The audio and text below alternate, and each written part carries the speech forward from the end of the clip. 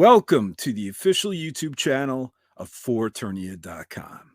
I'm your host AJ, and today I'm going to be doing an unboxing and mini review of the Masterverse Masters of the Universe Revelation Wave 8 Sorceress figure.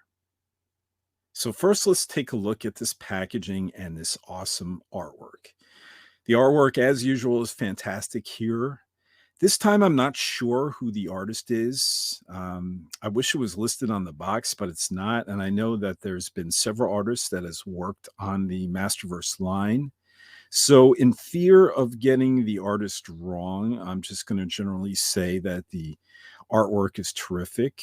And I really like how the Sorceress is presented in both pieces of art, the one on the spine and the one on the back. It's really awesome.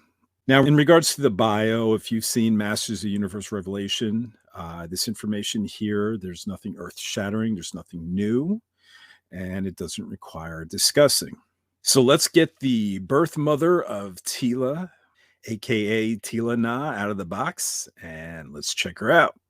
So before I discuss the figure, I want to discuss an issue I have with this Sorceress figure right out of the box.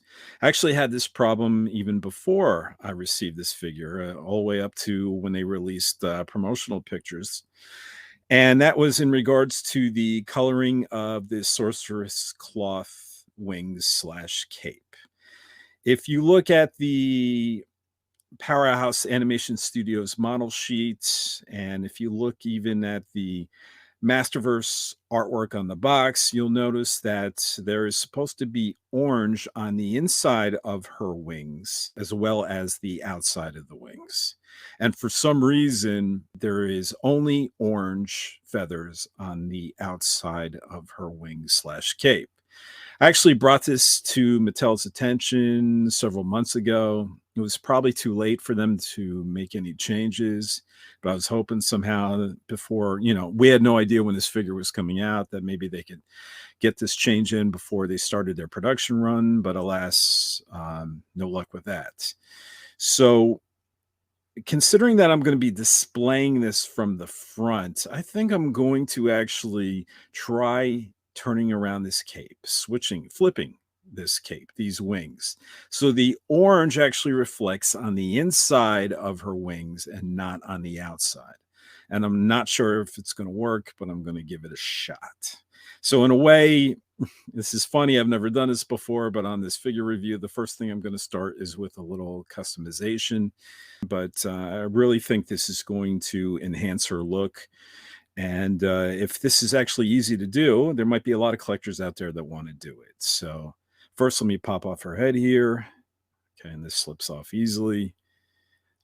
All right. So somehow it looks like it's actually like snapped in. I wonder if these will pop off. This might be glued. It's not stitched or anything. So I think I'm going to be able to pull these off, but I'm not sure if it's going to break the plastic. Okay, so I was able to remove this. It's actually was glued on these snaps. So I actually ripped part of the plastic. You could see some of the holes there. So this is actually a form of destroying your figure. So I wouldn't recommend it to anyone, but I'm going to head and flip this around here. And try to get the orange on the inside. And see, hopefully the cape itself here isn't glued. I don't know why it's not coming off. There it goes. Okay. So you see the holes here, and I'm just going to flip this around. There. Okay. All right. Okay, it's through the holes. So now I'm going to put this rectangular snaps back on. And there we go. We have the orange feathers on the inside, just like you see on the Masterverse artwork. So now I just have to put this back on the Sorcerer's body. And I'm probably going to be a lot happier now. So let me get this on. So here she is with her cape reverse, and I think she's looking a lot better this way with the orange feathers on the inside of her wings, just like you see on this packaging artwork. And if you're going to try this at home, though, please keep in mind that this is not a figure feature. It is not meant to be reversible. And if you do reverse it, you'll technically be damaging your figure. So I can't recommend it. But if you do, go ahead and do it just like I did. Please proceed with caution. So here she is, the Masters of the Universe Revelation Sorceress. And I think she's looking rather good here. I generally like the paint apps here. I like her cloth cape slash wings. You know, the classics figure, it was plastic.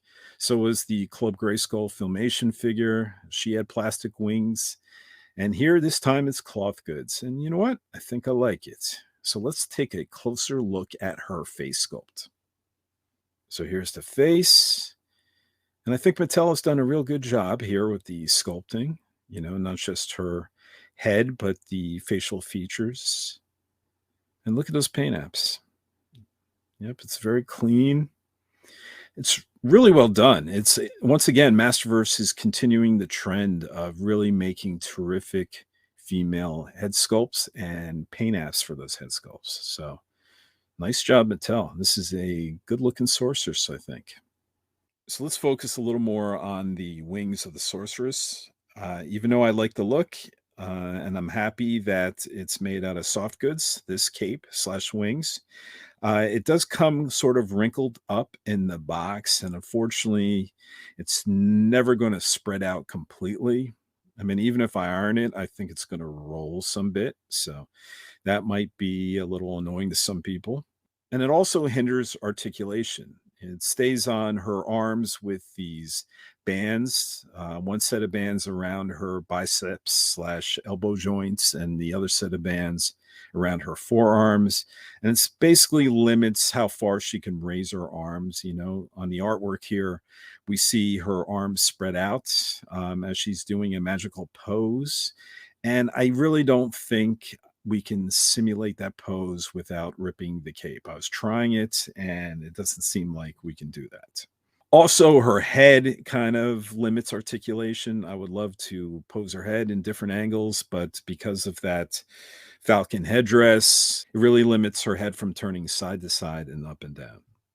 So let's look at the sorceress's accessories here. Here is her staff, and it has a falcon. It looks like it's almost perched on top of the staff. So you see the front of the falcon and its feet. And if you spin around here, it's the tail of the falcon.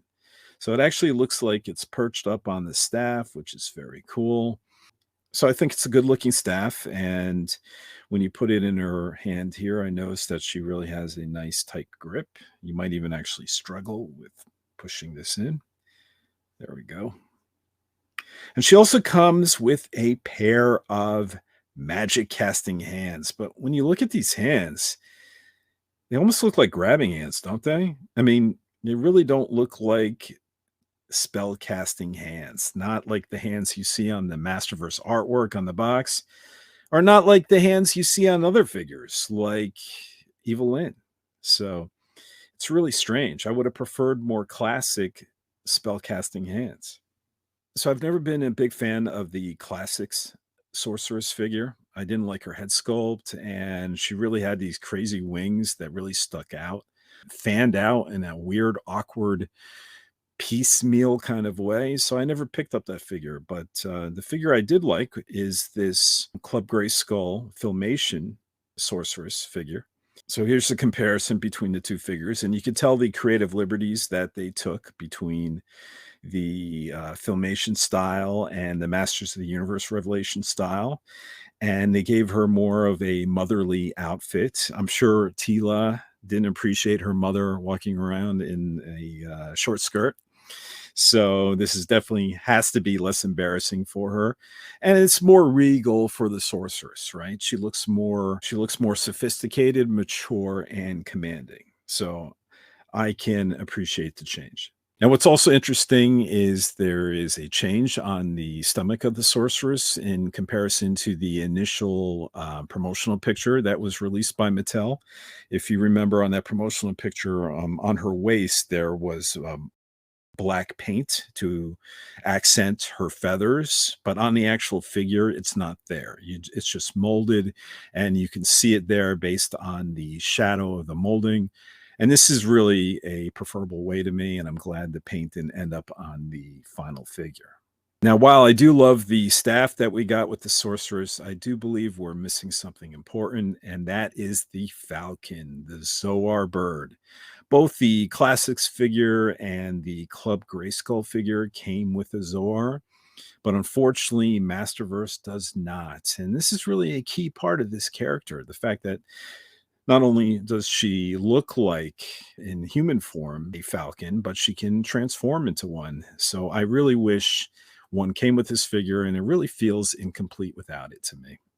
But even with all the negatives I mentioned, I still think this is a pretty great Sorceress figure. And you know what? I think it's probably my favorite Sorceress figure to date. It definitely beats the classic version in regards to face sculpt and overall design. And I think I even like it better than the Filmation Club Grayskull figure as well. So I think I have a favorite Sorceress figure now, which makes me pretty pleased. So that's it all. I want to thank you for watching, and we'll see you next time.